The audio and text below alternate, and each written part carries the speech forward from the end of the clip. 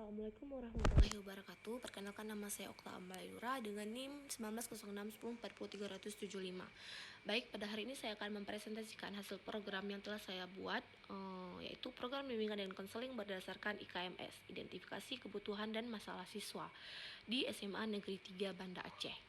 Yang pertama itu terdapat rasional. Tugas kedudukan konselor diatur dengan tegas dalam UU nomor 20 tahun 2003, namun yang lebih penting adanya kesadaran ataupun komitmen dalam memfasilitasi siswa agar mampu mengembangkan potensi dirinya ataupun mencapai tugas-tugas perkembangannya yang menyangkut aspek fisik, emosi, intelektual, sosial maupun moral intelektual. Siswa adalah seorang individu yang sedang berada dalam proses berkembang menuju ke arah kematangan ataupun kemandirian. Untuk mencapai kematangan tersebut, siswa perlu bimbingan karena mereka masih kurang memiliki pemahaman ataupun wawasan tentang dirinya dan lingkungannya, serta pengalaman dan menentukan arah kehidupannya sebelum melaksanakan program bimbingan dan konseling. Konselor perlu mengetahui program apa saja yang akan disusun agar dapat dilakukan persiapan sebelum melaksanakan program. Maka dengan adanya program BK dapat memudahkan dalam melaksanakan dan mengevaluasi hasil kegiatan BK. Program BK penting untuk dibuat dan dilaksanakan agar dalam pelaksanaannya sesuai urutan dari tingkat permasalahan paling tinggi hingga tingkat permasalahan yang paling rendah. Selanjutnya itu terdapat dasar hukum. Yang pertama, UU nomor 20 tahun 2003 tentang Sistem Pendidikan Nasional. Yang kedua, UU nomor 14 tahun 2005 tentang guru dan dosen. Yang ketiga, PP RI nomor 74 tahun 2008 pasal 54 ayat 6 tentang beban kerja guru BK ataupun konselor. Yang keempat, Permen Pendidikan Nasional nomor 27 tahun 2008 tentang standar kualifikasi akademik dan kompetensi konselor. Yang kelima, Permen Pendidikan Nasional tentang penilaian kinerja guru BK ataupun konselor. Yang keenam, Kepala Badan Kepegawaian Negara nomor 3 VPB 2010 dan nomor 14 tahun 2010 tentang petunjuk pelaksanaan jabatan fungsional guru dan angka kreditnya. Yang ketujuh, Permendikbud nomor 68 untuk SMP, nomor 69 untuk SMA, dan nomor 70 untuk SMK tahun 2013 tentang kerangka dasar dan struktur kurikulum.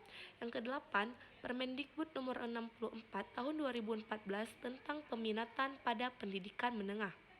Yang sembilan, Permendikbud nomor 111 tahun 2014 tentang bimbingan dan konseling pada pendidikan dasar dan pendidikan menengah. Yang ke-10, POP BK SMA, SMP, SMA, SMK 2016 Dirjen GTK Kemendikbud di dalam POP. Selanjutnya ada visi dan misi. Terdapat visi yang pertama, terwujudnya sekolah unggul dalam mengintegrasikan sains dan humaniora berlandaskan IMTEK dan siap bersaing di era global. Sedangkan misinya yang pertama, memberikan kesempatan seluas-luasnya kepada warga sekolah untuk berpartisipasi dalam mengaktualisasi potensi sesuai dengan bakat minat. Yang kedua, menciptakan suasana pembelajaran yang kondusif dan menyenangkan. Yang ketiga, memfasilitasi sarana dan prasarana pendukung kegiatan pembelajaran. Yang keempat, membiasakan pola hidup bersih dan sehat di lingkungan sekolah. Yang kelima, menyelenggarakan pembelajaran yang berbasis syariat Islam, menjaga dan melestarikan lingkungan hidup dan budaya. Yang keenam, menjalin kerjasama dengan lembaga pendidikan ataupun non-pendidikan dan dunia usaha. Yang ketujuh, memberikan apresiasi terhadap setiap prestasi yang dicapai oleh warga sekolah. Yang kedelapan, menerapkan kedisiplinan dalam semua kegiatan baik intrakurikuler maupun ekstrakurikuler. Yang terakhir, membudayakan perilaku 5S, yaitu senyum, salam, sapa, sopan, dan santun. Selanjutnya terdapat profil kelas. Pada profil kelas ini terdapat butir-butir seperti nomor item, butir pernyataan instrumen IKMS, peserta didik atau konseli, jumlah responden, prestasi, prioritas, waktu layanan, dan bidang layanan. Pada butir pernyataan instrumen IKMS ini terdapat yang pertama, ingin mengenal lebih dalam tentang fasilitas kesehatan yang disediakan di sekolah. Jumlah respondennya itu 10 orang, presentasinya 34%, prioritasnya itu tinggi. Pada bidang pribadi terdapat 362, sosial 321, belajar 317, dan karir 315. Yang kedua, butir yang kedua yaitu membutuhkan informasi tentang kesehatan reproduksi remaja. Jumlah respondennya itu 12 orang, presentasinya 41%, prioritasnya segera. Bidang layanan yang pertama pribadi 28%, sosial 25%, belajar 24%, dan karir 24%. Selanjutnya terdapat profil peserta didik. Yang pertama itu terdapat urut, nomor, kode induk, nama siswa, jenis kelamin, bidang layanan, dan jumlah masalah. Pada bidang layanan ini terdapat bidang pribadi, sosial, belajar, dan karir. Ini termasuk nama-nama siswa pada profil peserta didik. Yang selanjutnya ada deskripsi hasil DCM. Deskripsi hasil IKMS. Berdasarkan tabel dari hasil IKMS di atas, permasalahan tertinggi terdapat pada bidang pribadi sebesar 28%, diikuti oleh bidang sosial sebesar 25%, bidang belajar sebesar 24%, dan bidang karir sebesar 24% juga. Peserta didik yang memiliki masalah tertinggi yaitu Rabiatul Adawiyah yaitu sebesar 46%, dan peserta didik dengan masalah terendah yaitu Aulia Rahma sebesar 8%. Selanjutnya itu ada deskripsi kebutuhan. Pada deskripsi kebutuhan ini terdapat nomor item, bidang layanan, hasil asesmen kebutuhan, dan rumusan kebutuhan. Pada bidang layanan ini saya mengambil contohnya yaitu bidang layanan pribadi. Di sini ada nomor item yaitu nomor 1, 141, 101, dan 62. Untuk hasil asesmen dan butir pernyataan instrumen kalian bisa lihat sendiri, dan juga rumusan kebutuhannya kalian bisa melihat sendiri pada PowerPoint yang telah saya cantumkan dalam ini. Selanjutnya ada rumusan tujuan. Pada rumusan tujuan ini terdapat nomor item, bidang layanan, hasil asesmen kebutuhan, dan rumusan kebutuhan. Nomor item di sini ada nomor 1, 141, 101, dan 101 juga. Bidang layanannya itu saya mengambil pribadi, dan untuk butir dan rumusannya itu bisa kalian lihat sendiri pada tabel yang telah saya cantumkan. Selanjutnya ada sarana dan prasarana. Pada sarana dan prasarana ini terdapat nomor, uraian kebutuhan, spesifikasi, satuan, harga, dan manfaat. Uraian kebutuhannya ini yang pertama ada ruang bimbingan dan konseling, alat tulis komputer, dan internet. Untuk spesifikasinya kalian bisa lihat sendiri, terdapat ruangan, konseling yang berukuran 3x4, kursi, AC, dan lampu.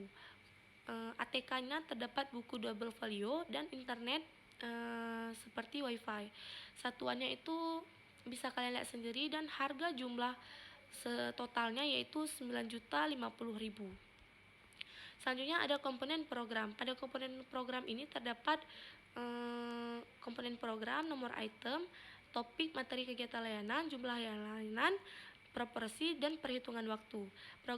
Komponen program ini terdapat layanan dasar dan layanan responsif.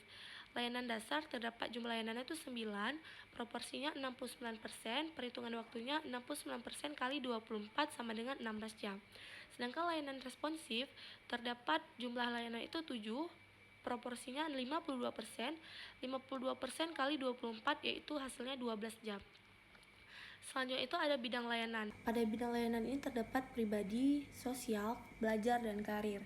Pada layanan pribadi ini di mana suatu proses pemberian bantuan dari guru bimbingan dan konseling atau konselor kepada peserta didik ataupun konseli untuk memahami, menerima, mengarahkan, mengambil keputusan, dan merealisasikan keputusannya secara bertanggung jawab tentang perkembangan aspek pribadinya, sehingga dapat mencapai perkembangan 61 secara optimal dan mencapai kebahagiaan, kesejahteraan, dan keselamatan dalam kehidupannya.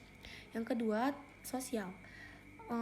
Bidang layanan sosial ini yaitu suatu proses pemberian bantuan dari konselor kepada peserta didik ataupun konseli untuk memahami lingkungannya dan dapat melakukan interaksi sosial secara positif, terampil berinteraksi sosial, mampu mengatasi masalah-masalah sosial yang dialaminya, mampu menyesuaikan diri dan memiliki keserasian hubungan dengan lingkungan sosialnya, sehingga mencapai kebahagiaan dan kebermaknaan dalam kehidupannya.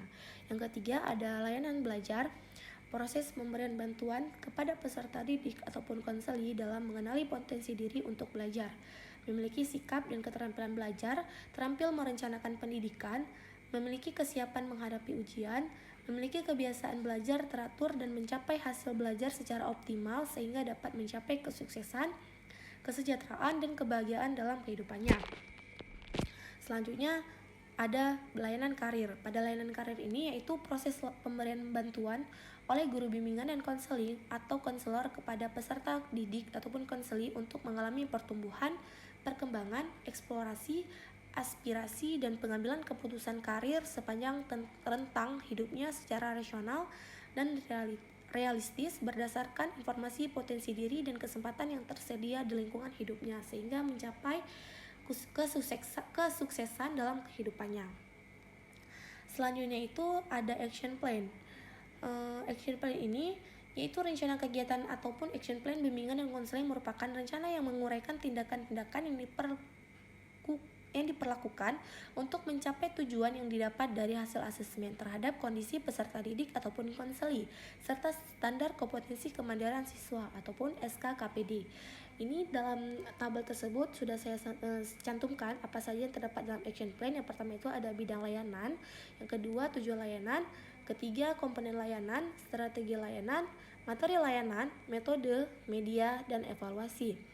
Untuk bidang layanannya ini saya mengambil contoh yaitu dari bidang layanan pribadi. Untuk tujuan layanan, yang pertama, peserta didik mampu mengetahui mengapa dirinya sering mengeluhkan tubuh yang gemuk dan kurus. Yang untuk komponen layanannya, layanan dasar, strategi layanannya itu bimbingan klasikal. Materi layanan memberikan pemahaman terhadap peserta didik tersebut agar tidak sering mengeluh. Metodenya itu ceramah diskusi. Metode medianya PPT dan laptop, dan evaluasinya itu adalah wawancara. Yang kedua, peserta didik memanfaatkan waktu senggang. Komponen layanan itu layanan dasar. Strategi layanan itu bimbingan klasikal. Materi layanan melakukan kegiatan untuk bisa memanfaatkan waktu, dan metodenya itu dilakukan secara ceramah dan diskusi. Medianya itu PPT dan laptop, dan evaluasinya itu wawancara dan observasi. Selanjutnya ada pengembangan tema dan topik. Pada pengembangan tema dan topik ini terdapat bidang layanan, tujuan layanan, materi layanan, dan alokasi waktu. Pada bidang layanannya ini saya mengambil contoh dari layanan pribadi dan sosial. Untuk isinya kalian bisa lihat sendiri dalam tabel yang telah saya cantumkan. Selanjutnya ada evaluasi, pelaporan, dan tindak lanjut.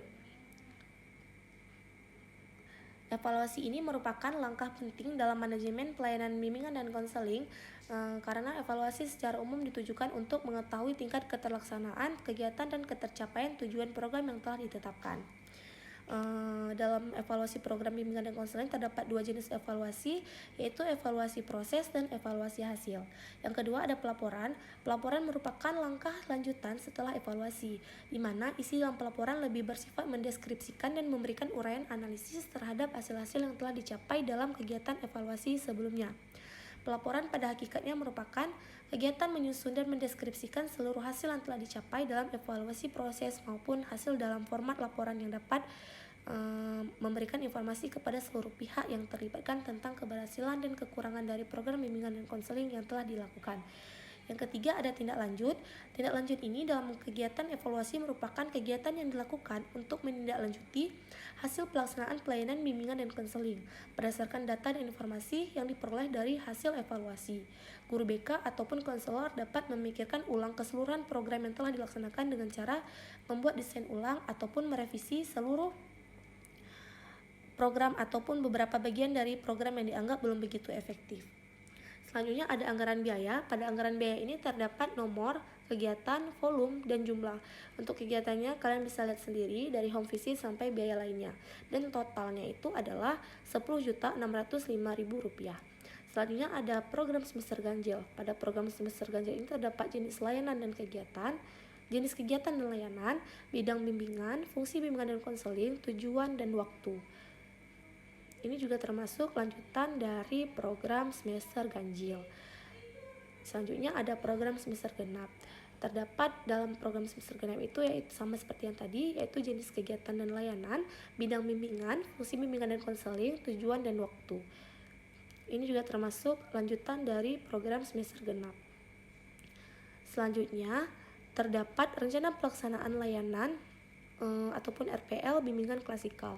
Di sini komponen layanannya itu layanan dasar, bidang layanan sosial, topik, dan juga terdapat topik atau tema layanan, fungsi layanan, tujuan umum, tujuan khusus, sasaran layanan, materi layanan, waktu, dan metode ataupun teknik. Yang selanjutnya ada rencana pelaksanaan layanan ataupun RPL bimbingan kelompok yang terdapat seperti komponen layanan, bidang layanan, topik materi layanan, sasaran layanan, waktu, tujuan layanan, metode, alat, dan media. Selanjutnya terdapat rencana pelaksanaan layanan RPL konseling kelompok. Dalam rencana pelaksanaan layanan konseling kelompok ini terdapat nama konseling, hari dan tanggal, pertemuan, waktu, tempat, topik, dan juga media yang diperlukan.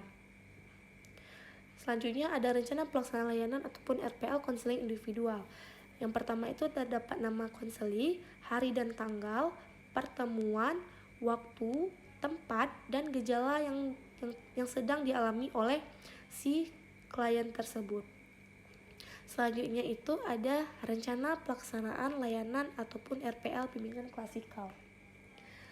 Yang pertama itu terdapat identitas seperti sekolah ataupun instansi, ketua, RT ataupun RW, bidang bimbingan, jenis layanan, topik atau pokok bahasan, fungsi layanan, sasaran layanan, waktu pelaksanaan, tempat, tugas perkembangan, standar kompetensi, indikator, dan nilai karakter yang dikembangkan. Baik, sekian, terima kasih. Hanya itu saja yang bisa saya jelaskan dan saya sampaikan terhadap program yang telah saya selesaikan. Lebih dan kurang saya mohon maaf. Saya akhiri. Assalamualaikum warahmatullahi wabarakatuh.